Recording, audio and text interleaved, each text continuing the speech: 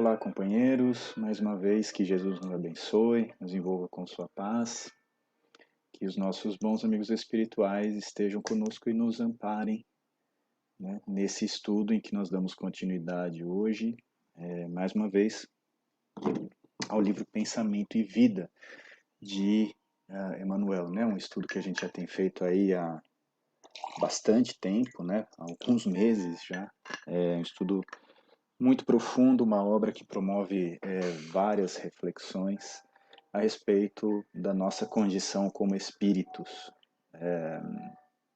os elementos, né, da nossa constituição espiritual. Então a gente viu Emmanuel começando a falar sobre vontade, sobre pensamento, sobre a mente como reflexo da vida, e ele começa agora a criar vários desdobramentos, né, em torno de fatos, de condições da nossa existência que são super relevantes.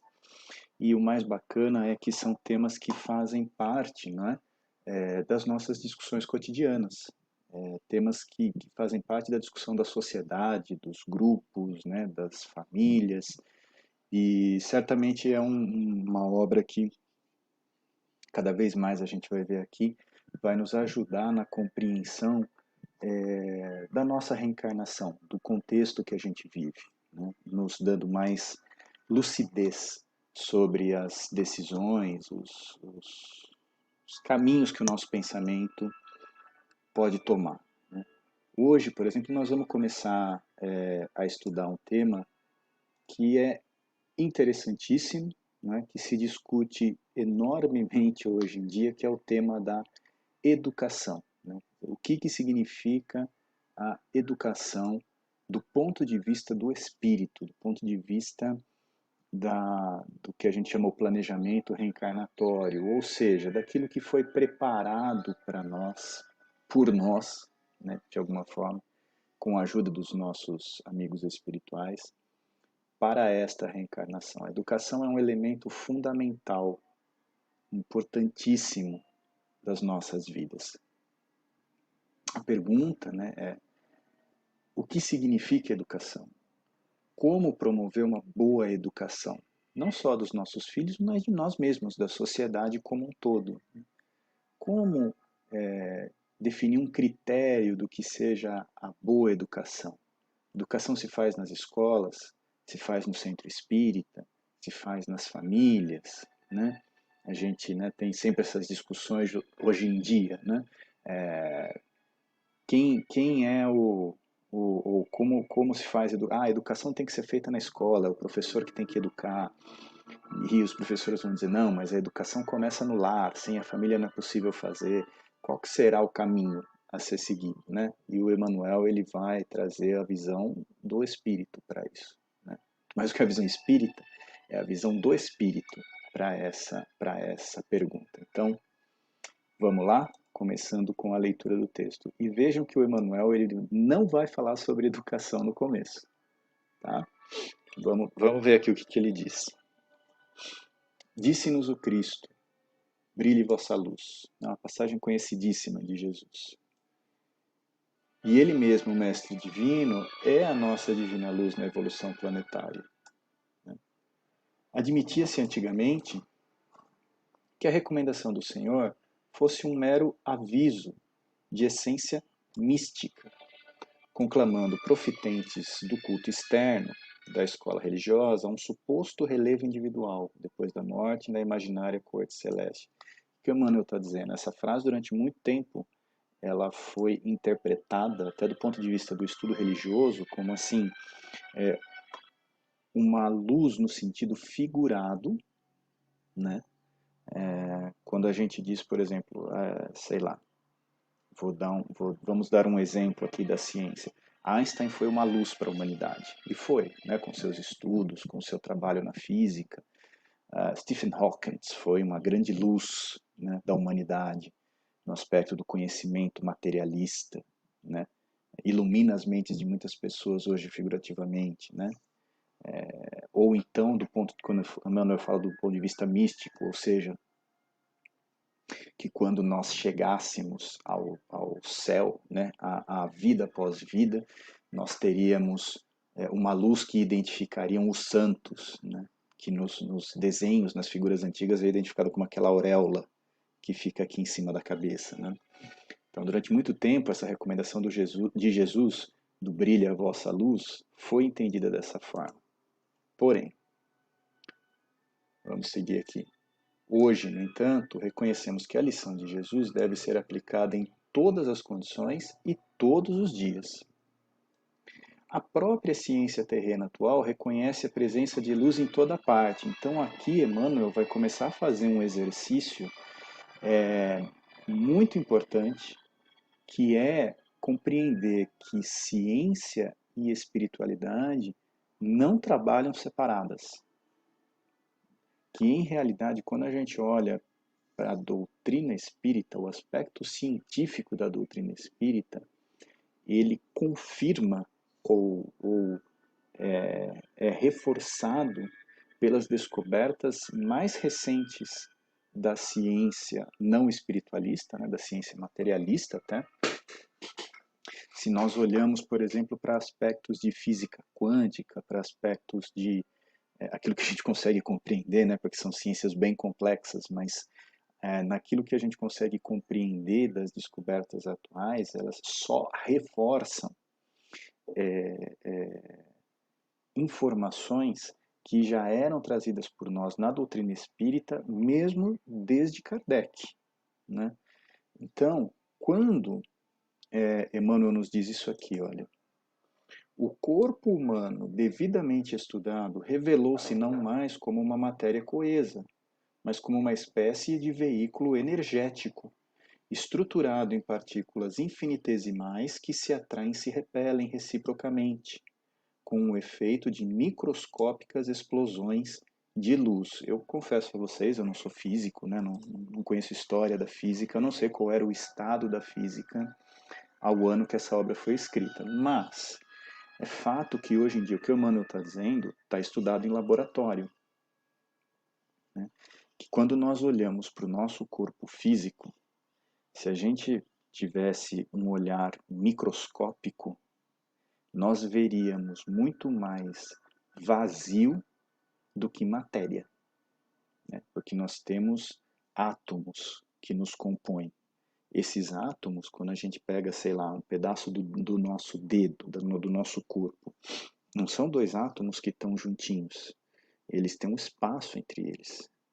E esse espaço, no olhar infinitesimal, cósmico, ele é enorme. Esses átomos são compostos de partículas que ficam pulando, que ficam se mexendo. E que, quando fazem movimentos, emitem luz. Isso já foi percebido cientificamente. Né? Às vezes eles somem num ponto, reaparecem em outro, né? No olhar que os microscópios, que as tecnologias humanas conseguem ter. Nem sei se é um microscópio que vê isso. Né? Mas, enfim, as informações são, eles têm esse fenômeno e deixam luz nas suas movimentações. Então, o que o Emmanuel está dizendo aqui para nós é que essa célula do nosso corpo, que parece algo sólido, concreto, né, indevassável, na verdade, é um monte dessas pequeninas partículas infinitesimais, né, quer dizer, pequenininhas, que estão separadas e se mexendo. E gerando energia que se traduz em luz, né, na observação física. Isso está comprovado hoje em dia, não é tese, é observação da ciência materialista. E é o que o Emmanuel está nos dizendo aqui. A química, a física e a astronomia demonstram que o homem terrestre mora num reino entrecortado de raios, quer dizer, de emanações, essas emanações de luzes, né, esses movimentos, né, de partículas, os campos energéticos. Na intimidade desse glorioso império de energia, temos os reinos mentais condicionando os elementos em que a vida se expressa. E aí vem o Emmanuel e agrega o que o conhecimento espiritual hoje traz, e temos certeza a ciência comprovará um dia. Que hoje nós estamos enxergando claramente os raios, as emanações físicas, e em breve né? A ciência humana conseguirá perceber que o nosso pensamento se expressa em campos de energia da mesma forma que a luz, que o calor, né, que outras formas. O que quer dizer? Aquilo que a gente sabe, que o nosso pensamento se expande.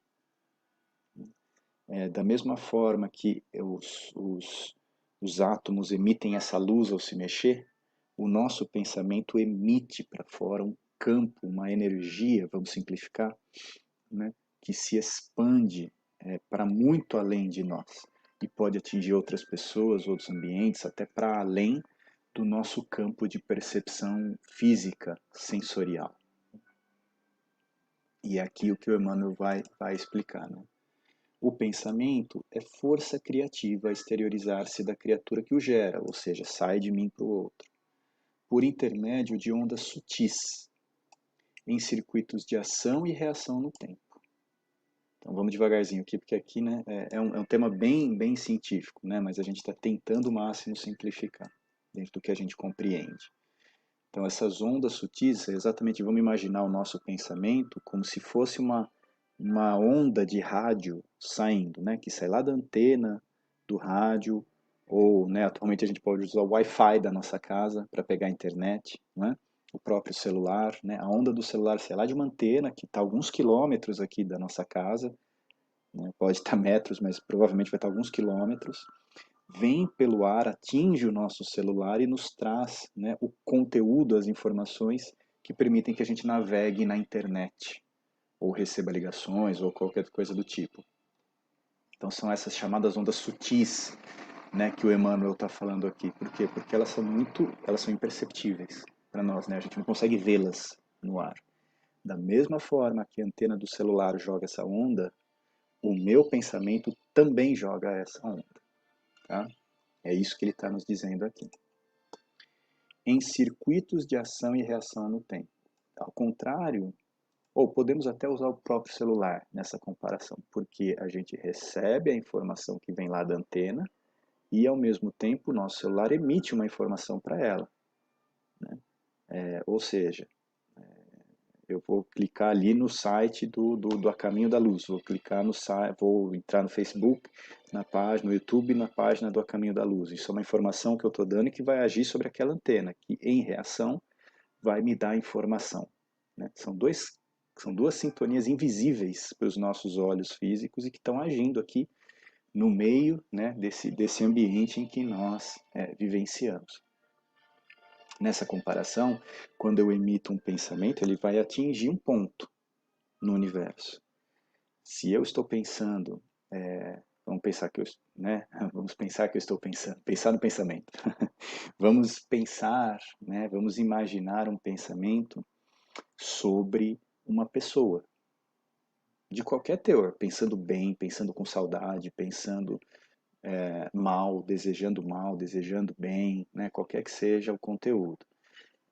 Ao pensar com esse teor que tiver, vai atingir o seu alvo. Um pensamento de cobiça vai em direção àquilo que eu estou cobiçando, vai me ligar àquilo. Né?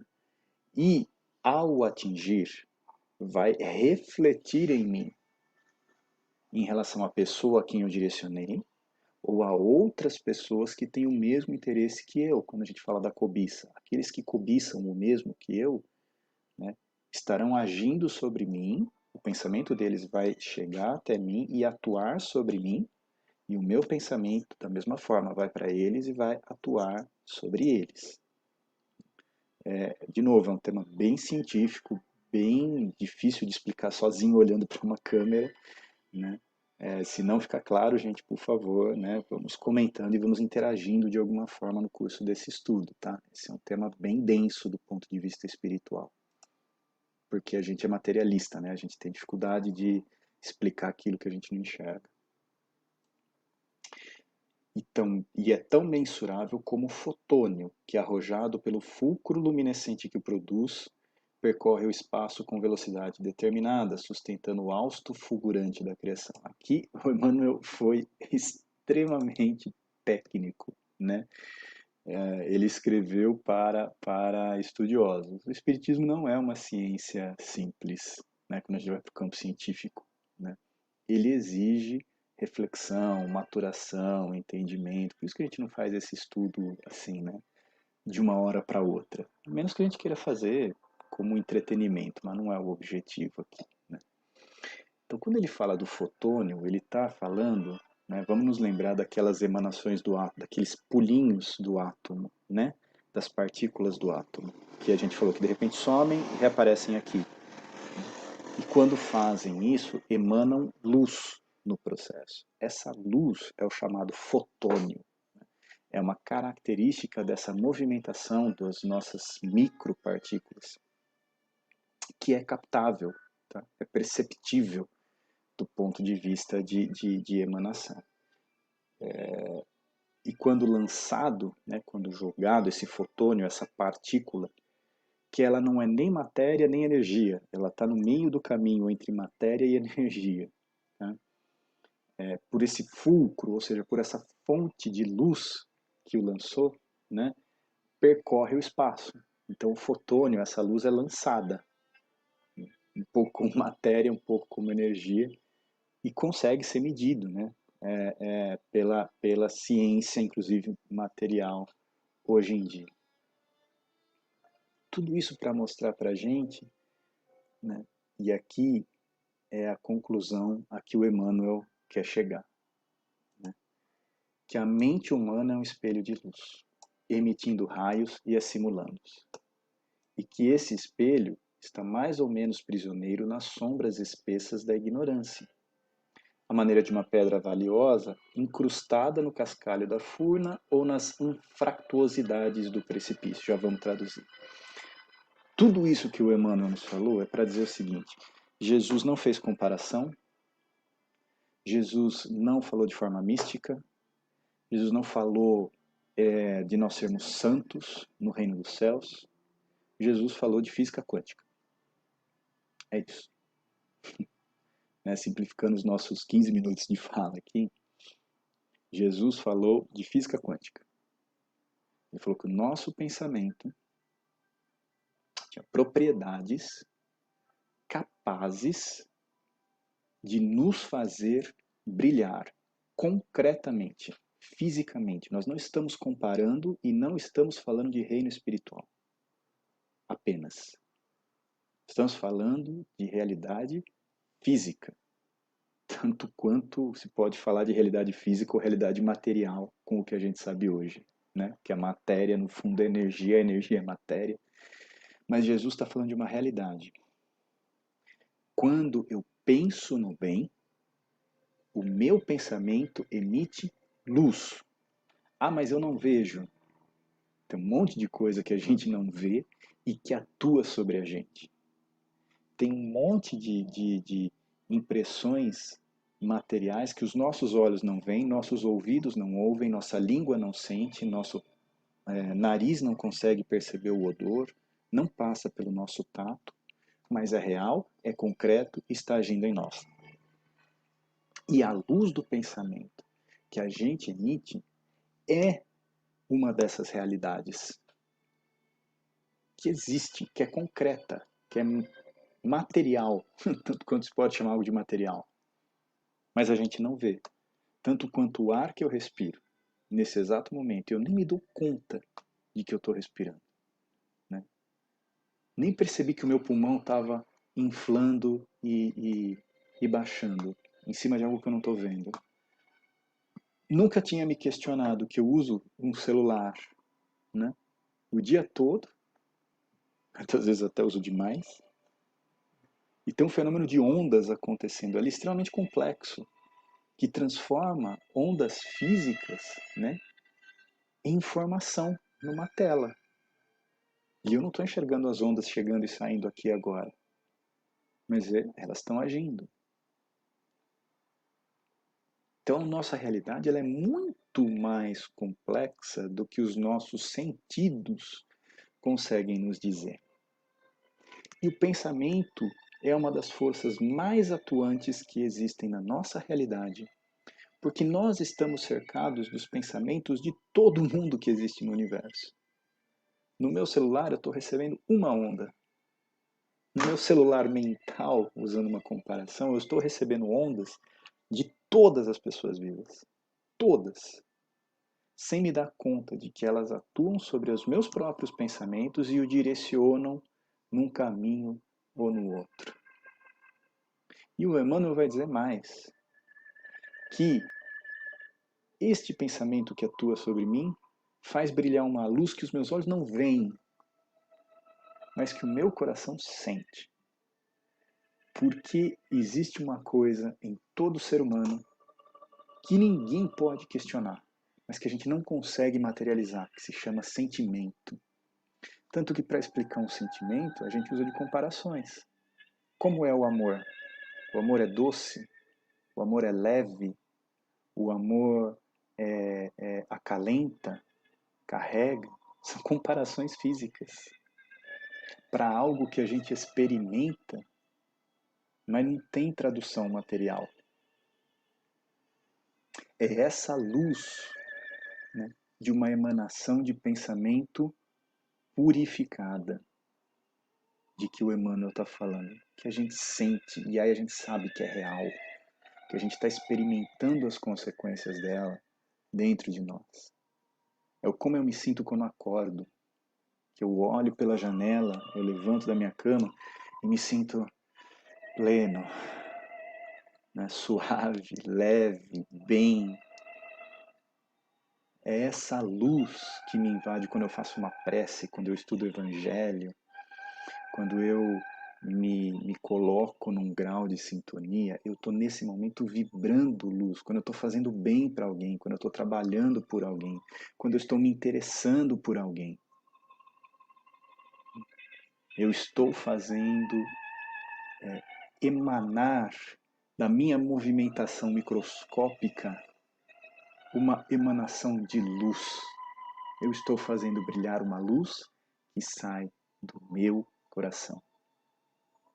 O que impulsiona essa luz, diz o Emmanuel, é o pensamento, é esse espelho da vida.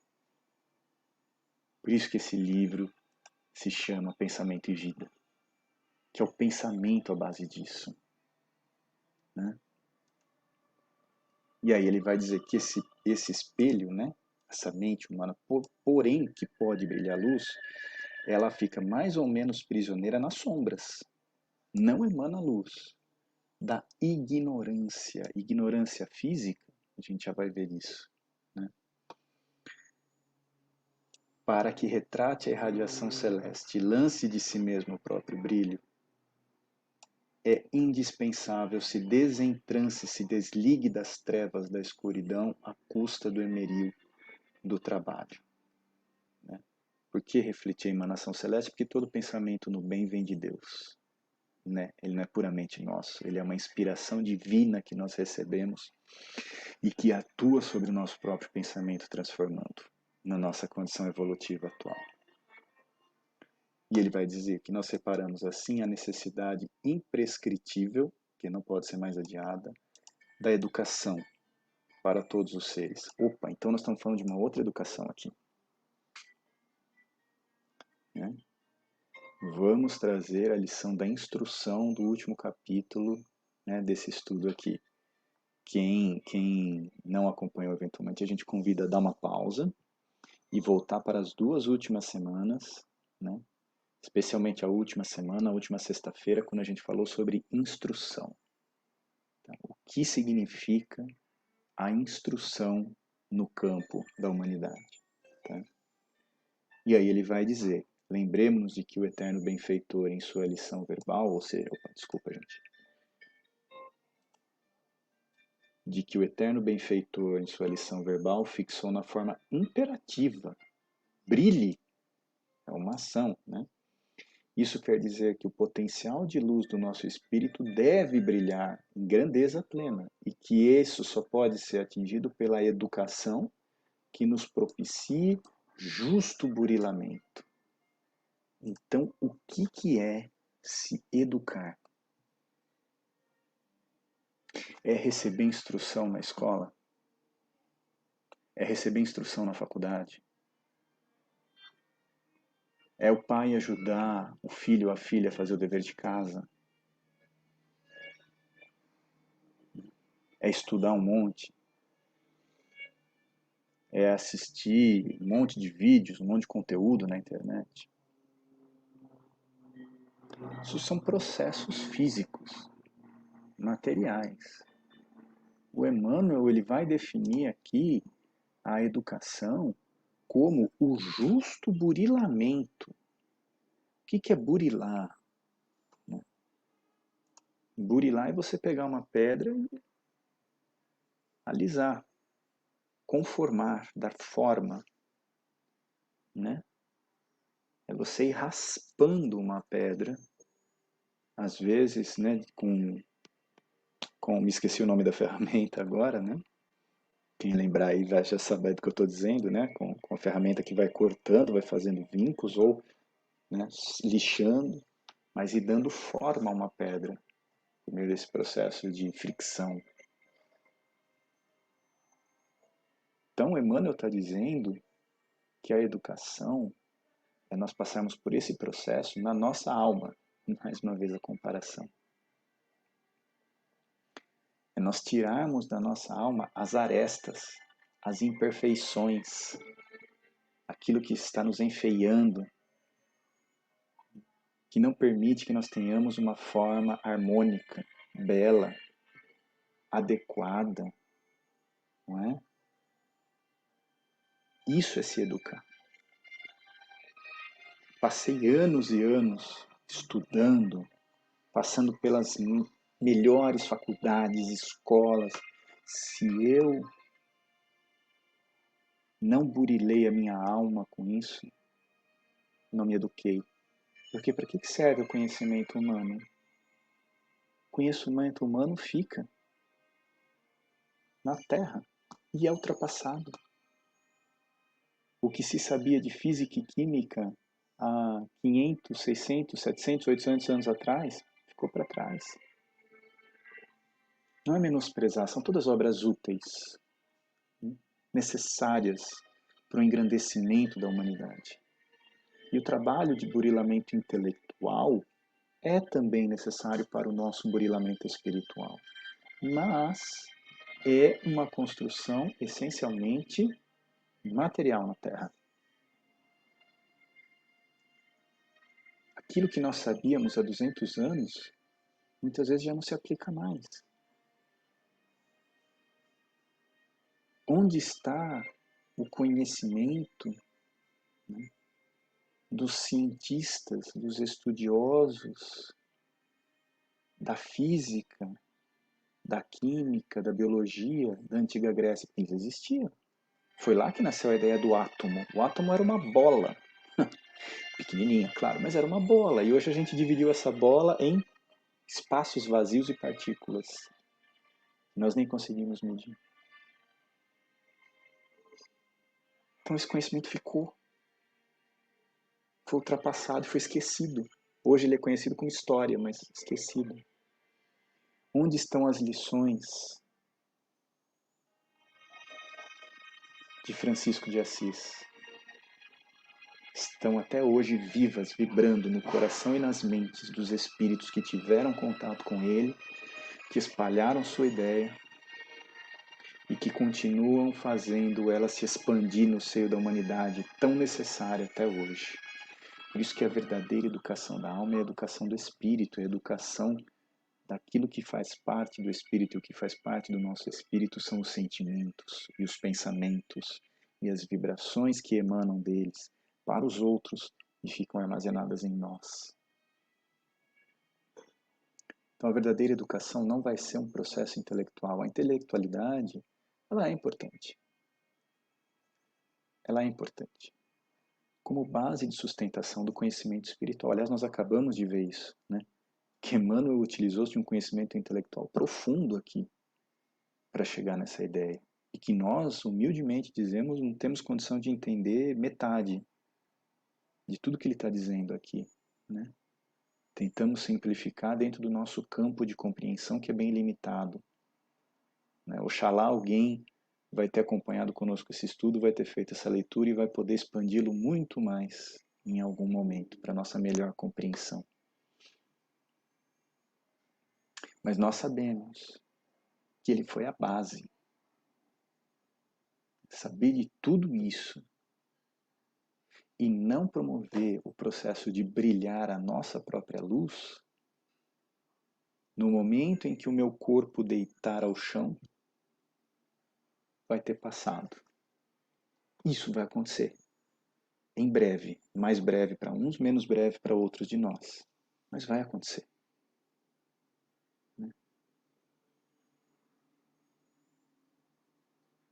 Por isso Emmanuel diz aqui, a educação com o cultivo da inteligência e com o aperfeiçoamento do campo íntimo, em exaltação de conhecimento e bondade, saber e virtude, os dois juntos sempre, não será conseguida apenas tão só à força de instrução, não basta ler. Nós vamos sair desse estudo agora renovados? De maneira nenhuma. Nós vamos sair com mais conhecimento. Com instrução que se imponha de fora para dentro.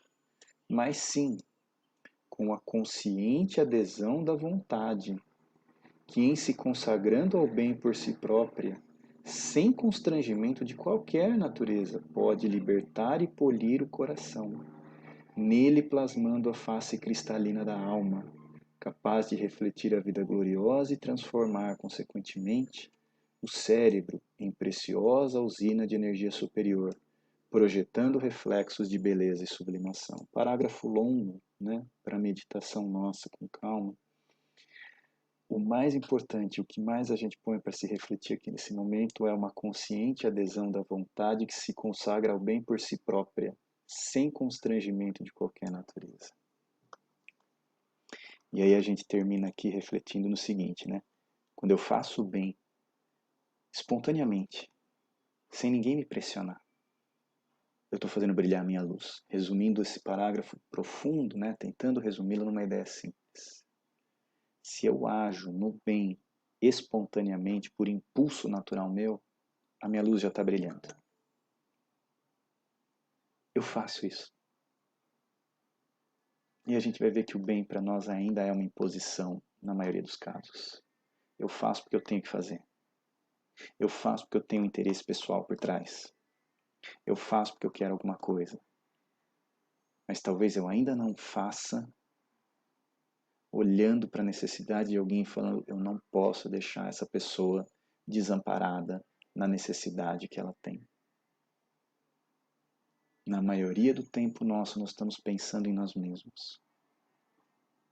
E de maneira cruel, passando por cima das necessidades dos outros.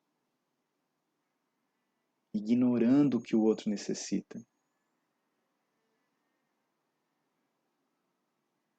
A presença dele no meu caminho. Para agir de acordo com os meus interesses particulares. E é nesse momento que eu mergulho na sombra. Como diz o Emmanuel. Mas como eu faço para fazer o bem de maneira espontânea? Adesão da vontade. Mais uma vez a gente estudou a vontade, segundo capítulo dessa obra. A minha disposição de mudar. A minha consciência íntima, sincera, de que eu não posso continuar como eu estou. De que eu quero sim me renovar e movimentar energias na intimidade nessa direção. O que quer dizer que se eu fizer o bem à força, por esforço, mas eu estiver consciente de que esse esforço está me conduzindo a gostar do bem em algum momento, se é isso que eu posso fazer hoje, louvado seja Deus. Porque é um início de construção para cada um de nós. Esse é o ponto em que a natureza não dá saltos. A gente usou essa frase muito tempo nas casas espíritas para pensar que eu não preciso me modificar. Eu preciso, e eu vou fazer de forma gradual e constância. Muito bom, meus amigos, um capítulo denso, de muitas reflexões, e a gente espera os comentários de vocês, né? As reflexões individuais sobre esse conteúdo profundo, para a gente dar continuidade na nossa próxima semana. Que Jesus nos abençoe a todos, muita luz a cada um de nós, aos nossos lares, aos nossos entes queridos, né? Aqueles necessitados do corpo, da alma, que passarem pelo nosso pensamento agora, e que Jesus permita nos encontremos daqui uma semana novamente. Um grande abraço, pessoal. Até lá.